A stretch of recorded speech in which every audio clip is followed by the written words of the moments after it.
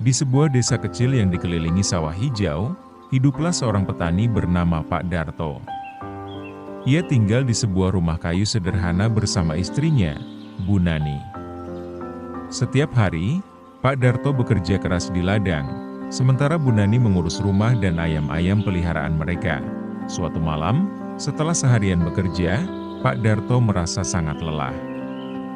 Ia masuk ke kamar, merebahkan diri di atas kasur, dan langsung tertidur pulas. Namun, di bawah kasur itu, sesuatu sedang bergerak perlahan. Seekor ular besar dengan sisik hitam berkilau telah masuk ke rumah mereka. Ular itu mencari tempat yang hangat dan aman, lalu memilih bersembunyi di bawah kasur Pak Darto.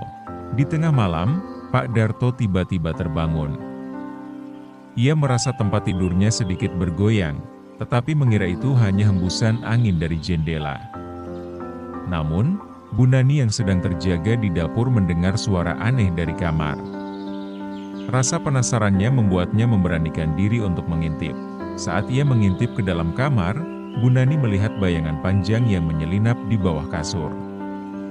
Ia terkejut dan buru-buru membangunkan Pak Darto. Pak, ada sesuatu di bawah kasur," bisik Bu Nani panik. Pak Darto yang masih setengah mengantuk segera bangun. Dengan hati-hati, ia mengambil lampu minyak dan menyorot ke bawah kasur. Saat itulah ia melihat ular besar itu melingkar tenang di sana. Pak Darto langsung merinding, tetapi ia tahu bahwa ia harus tetap tenang agar tidak memancing ular itu menjadi agresif. Setelah menarik napas dalam-dalam, Pak Darto mengambil tongkat panjang yang biasa ia gunakan di sawah. Ia juga meminta Bu Nani untuk memanggil tetangga mereka, Pak Amin, yang dikenal ahli menangkap ular. Tidak lama kemudian, Pak Amin datang membawa karung dan tongkat penjepit ular. Dengan kerjasama dan kehati-hatian, mereka berhasil memancing ular itu keluar dari bawah kasur tanpa menyakiti siapapun.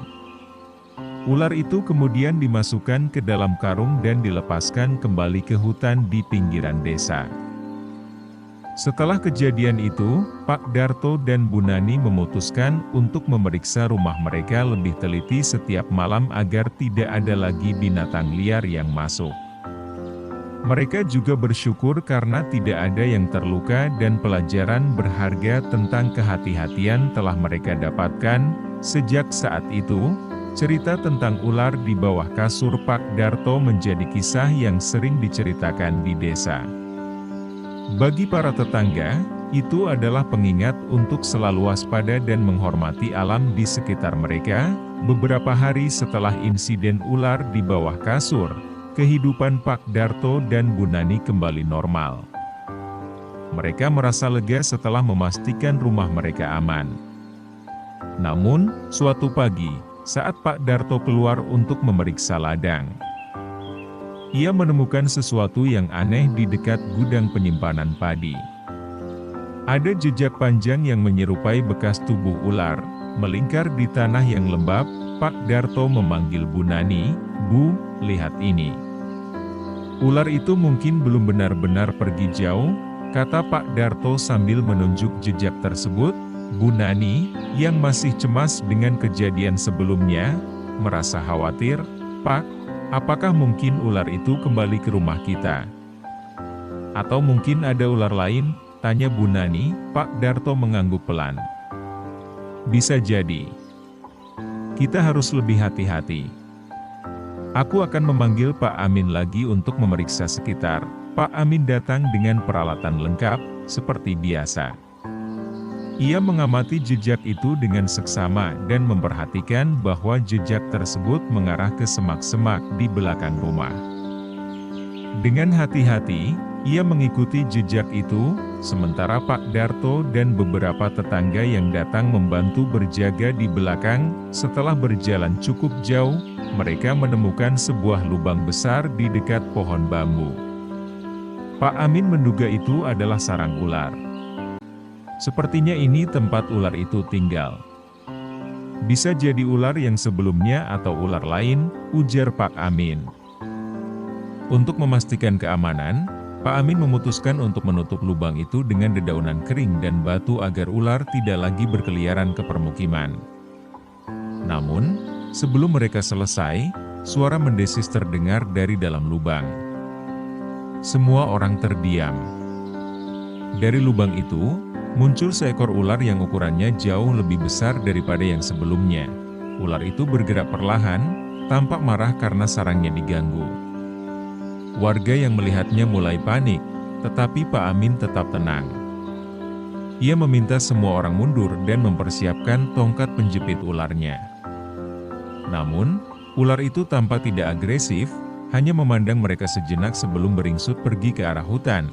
Ular ini mungkin tidak ingin bermusuhan, kata Pak Amin setelah ular itu menghilang. Tapi kita harus tetap waspada. Sebaiknya bersihkan semak-semak di sekitar rumah agar tidak ada lagi tempat bagi ular untuk bersembunyi. Setelah kejadian itu, seluruh warga desa bekerja sama membersihkan lingkungan mereka. Pak Darto pun merasa lebih lega, meskipun ia dan Bu Nani tetap berjaga-jaga setiap malam. Namun, diam-diam, Pak Darto merasa bahwa cerita tentang ular ini belum selesai. Ada firasat aneh yang menggelayuti pikirannya, seolah-olah ular itu memiliki maksud tertentu. Di malam hari, ketika angin berhembus pelan, Pak Darto sering termenung di depan rumahnya, memikirkan arti kehadiran ular itu. Apakah itu sekadar kebetulan? Atau ada sesuatu yang lebih besar sedang terjadi? Pak Darto tahu, jawabannya mungkin akan terungkap seiring waktu. Seminggu setelah kejadian ular besar di lubang bambu, kehidupan di desa Pak Darto mulai terasa aneh. Angin malam membawa suara desisan yang samar, seolah-olah ular-ular sedang berkomunikasi. Warga desa yang biasanya riang mulai berbicara tentang tanda-tanda alam yang janggal. Sebagian dari mereka percaya bahwa ini adalah peringatan dari alam, sedangkan yang lain menganggap itu hanya imajinasi akibat insiden ular sebelumnya. Pak Darto, yang terkenal bijaksana, memutuskan untuk mencari jawaban. Ia pergi menemui Mbah Kirno, seorang tetua desa yang dikenal memiliki pengetahuan mendalam tentang alam dan mitos setempat. Mbah, akhir-akhir ini ada banyak hal aneh terjadi. Ular besar muncul di rumah kami, dan sekarang desisan ular sering terdengar di malam hari. Apa artinya semua ini? Tanya Pak Darto. Mbah Kirno menghela napas panjang sambil menatap jauh ke arah hutan. Darto, ular adalah penjaga alam.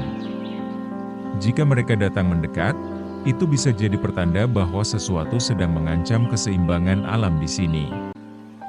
Mungkin ada yang merusak habitat mereka, atau ada bencana yang akan datang, jawabnya dengan nada serius. Pak Darto merasa firasatnya semakin kuat. Ia mengingat ladang di pinggir desa yang kini banyak ditebang untuk pembangunan. Pak Darto segera mengumpulkan warga desa untuk membahas hal ini. Mungkin kita telah mengusik alam terlalu jauh. Kita perlu menjaga keseimbangan agar tidak ada lagi yang terganggu, termasuk ular-ular itu, ujarnya. Setelah diskusi panjang, warga desa sepakat untuk tidak lagi menebang pohon sembarangan dan menjaga hutan di sekitar desa. Mereka juga memutuskan untuk membersihkan sungai dan menanam kembali pohon-pohon yang telah ditebang. Beberapa bulan kemudian, suasana di desa kembali damai. Desisan ular yang sebelumnya sering terdengar di malam hari perlahan menghilang. Ular-ular yang pernah muncul di desa juga tidak lagi terlihat. Pak Darto merasa lega karena usaha warga untuk menjaga alam telah membuahkan hasil. Namun, yang paling penting adalah pelajaran yang mereka dapatkan.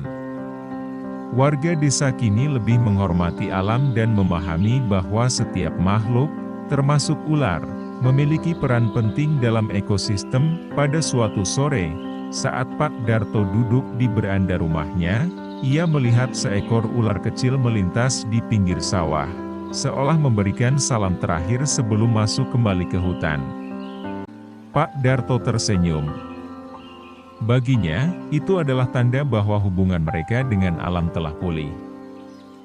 Cerita tentang ular di bawah kasur menjadi legenda desa yang diwariskan dari generasi ke generasi, mengingatkan semua orang tentang pentingnya menjaga keseimbangan antara manusia dan alam.